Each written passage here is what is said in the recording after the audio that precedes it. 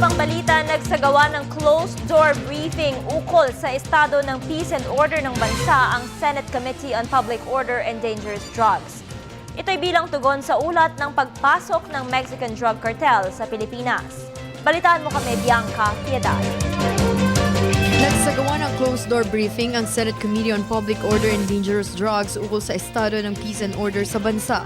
Pinangunahan ito ng chair ng komite na si Senadora Grace Poe kasama sina PIDEA Director General Arturo Cacdac at PNP Chief Alan Purisima. Tumuon ang usapan sa napaulat na pagpasok ng Mexican drug cartel sa Pilipinas. Ayon kay Senador Poe, naging sentro ng general peace and order situation ang Mexican Sinaloa drug cartel na umunoy nasa bansa ngayon. Lahat tong mga sabay-sabay na mga panukala, yung wiretapping, tapos yung compensation at kung ano na pa para sa public order.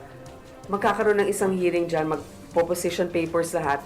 Next hearing, para kung dalawang hearing lang ang kailangan, ay matapos natin agad. Kasi nga, public order, lahat yan nakasalalay yung ating pag-angat sa kapayapaan at saka sa hustisya. Nanindigan naman si PIDEA Director General na hindi sila matitinag sa pagkontrol sa mga ito. Ito naman pong nangyari sa Mexican drug personalities, ito po ay na-aksyonan po ng pinagsanib na puwersa ng PNP at ng PIDEA na we nip it at the bud. So, we're on top of the situation. Hindi kami nag-aalala na lalala yung sitwasyon sa Pilipinas. Tiniyak naman ni PNP Chief Purisima na hindi titigil ang PNP at PIDEA sa kanilang operasyon laban sa big-time syndicate na ito. We are supporting the proposal of the Director of PIDEA for PNP and NBI units to have our own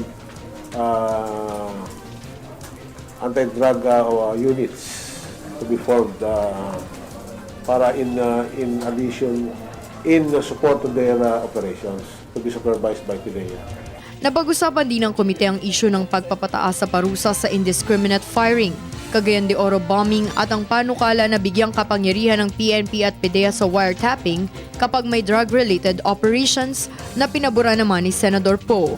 Samantala, nagbigay din ng update si PNP Chief Purisima sa NAIA 3 shooting incident at sinabing droga ang tinitingnang anggulo ng otoridad pero nilinaw na ito'y local lang at hindi international drug syndicate. Para sa Telebisyon ng Bayan, Bianca Piedad.